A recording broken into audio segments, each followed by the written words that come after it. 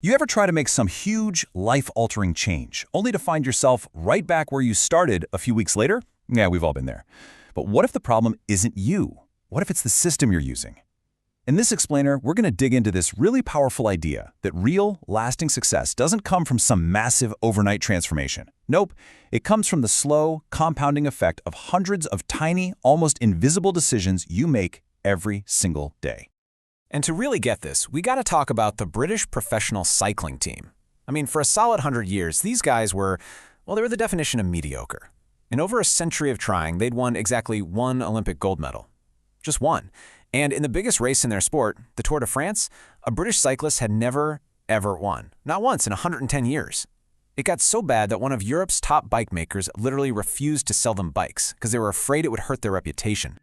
But then, in 2003, everything started to change. They brought in a new performance director, a guy named Dave Brailsford. And he didn't show up with some secret training plan or a revolutionary bike. Instead, he had this simple, almost overlooked philosophy he called the aggregation of marginal gains. The whole idea was to just find a tiny 1% improvement in every little thing the team did. And what's so wild is just how small we're talking. I mean, Brailsford and his team looked at everything. They tested different massage gels to see which one helped muscles recover fastest. They hired a surgeon to teach the riders the right way to wash their hands to avoid getting sick. They even started bringing their own pillows and mattresses to hotels to guarantee a perfect night's sleep.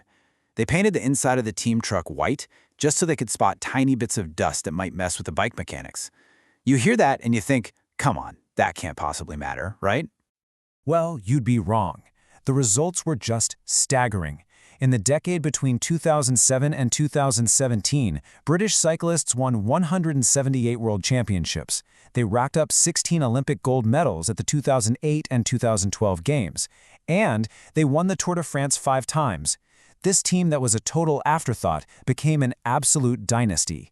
And it all came from the power of tiny 1% gains. This reminds me of this really beautiful analogy, the parable of the stonecutter. Imagine a stonecutter hammering away at a huge rock. He hits it 100 times and nothing, not even a crack. But then, on the 101st blow, the rock splits right in two. And he knows, deep down, it wasn't that last strike that did it. It was all the ones that came before. That, right there, is the power of compounding. That's the power of atomic habits. So, what is an atomic habit, exactly? Well, the word atomic is perfect here, because it means two things. First, yeah, it means something incredibly small, like an atom, but it also means the source of immense, incredible power. So an atomic habit is a tiny change, a fundamental building block of a bigger system that ends up delivering remarkable results over time. The real question is, how do we build them? Well, the framework is actually pretty simple. It's a 4-step model for creating good habits and, just as importantly, breaking bad ones. The 4 laws are: 1. Make it obvious. 2. Make it attractive. 3. Make it easy. And 4. Make it satisfying. So let's break these down one by one. All right, let's start with the first law, make it obvious. This one is all about the cues that are hiding in plain sight in our environment. So many of our daily actions are just automatic. They're triggered by things we see around us, and we don't even consciously think about it. Here's the key thing to get. Your brain is basically a prediction machine. It's constantly scanning your surroundings for clues about what it should do next. So if you want to build a good habit, you don't really need more willpower or motivation. You just need to make the cue for that habit super, super obvious. You got to design your environment so it works for you, not against you. Okay, here is a perfect, simple example. The author of the book wanted to eat more apples, but he kept forgetting they existed because they were tucked away in the crisper drawer in his fridge.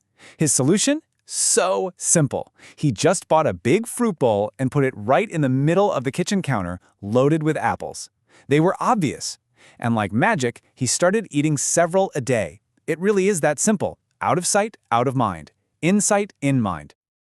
Okay, so we've made our cues obvious. Now for the second law, which shows us how to actually build the motivation to act, make it attractive. You see, our habits are often driven by what's called a dopamine feedback loop. It's the anticipation of a reward that really gets us going. So the more attractive something seems, the more likely we are to do it. One of the most powerful ways to make a habit attractive is to tap into our social environment. Let's face it, we are herd animals. We want to fit in, we want to bond with people, and we want to earn the respect of our peers. So when we see other people doing something, it starts to look like the normal, attractive thing to do. This experiment just brilliantly shows the power of the group. Back in the 1950s, a psychologist named Solomon Asch ran a bunch of experiments. A test subject would walk into a room full of actors, and they'd all be shown 2 cards, just like these. The task was super simple. Which line on the right, A, B, or C, is the same length as the line on the left? The answer is obviously C, right? But the actors would all confidently and incorrectly say A. So, what do you think happened? The real subject would start to get confused, maybe laugh nervously, and begin to seriously doubt their own eyes. And by the end of it all, an incredible 75% of people agreed with the wrong answer from the group at least one time. That desire to belong is so powerful it can literally make us ignore what we see with our own 2 eyes. The takeaway? If you want to build a new habit, go join a culture where that desired behavior is the normal behavior. All right, the third law. This one gets right to the core of human nature. We are fundamentally wired to conserve energy whenever we can. And that brings us to law number 3. Make it easy. Look, we will almost always gravitate toward the option that requires the least amount of work. And it's not really about being lazy, it's about being efficient. Every single action you take needs a certain amount of energy. So the more energy it takes, the less likely you are to do it. If you really want to master a habit, the key is to make it as frictionless and as easy as possible. Check out this fantastic story from a photography class. A professor split his students into 2 groups. The quantity group would be graded on the sheer number of photos they submitted. If you turned in 100 photos, you got an A. The quality group, on the other hand, only had to submit 1 single photo, but it had to be nearly perfect. So, at the end of the semester, guess which group produced all the best photos? The quantity group. Why? Because they weren't sitting around theorizing about what makes a perfect picture. They were out there taking tons of pictures, experimenting, learning from mistakes, and getting their reps in. They made it easy to just do the work. And that brings us to our final law. This is the one that really completes the loop and locks a habit in for good. It's the 4th law. Make it satisfying. See, our brains evolved in what you could call an immediate return environment.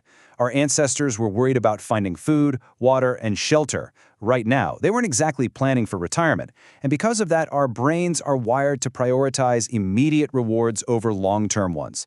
So to make a habit stick, you have to feel some kind of success right away. The habit has to be enjoyable. It needs to be satisfying. Think about this story of a young stockbroker who used something called the paperclip method.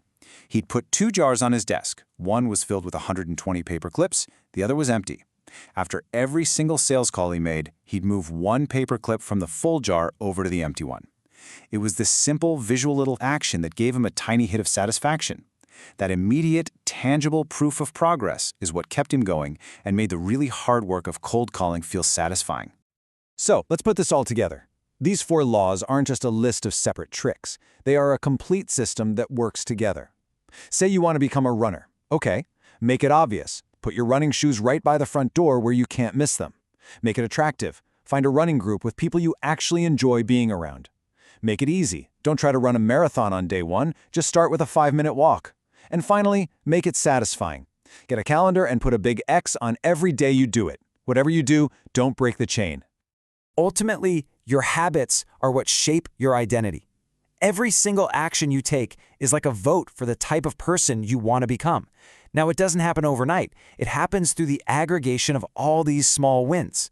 So that leaves us with one final thought to chew on.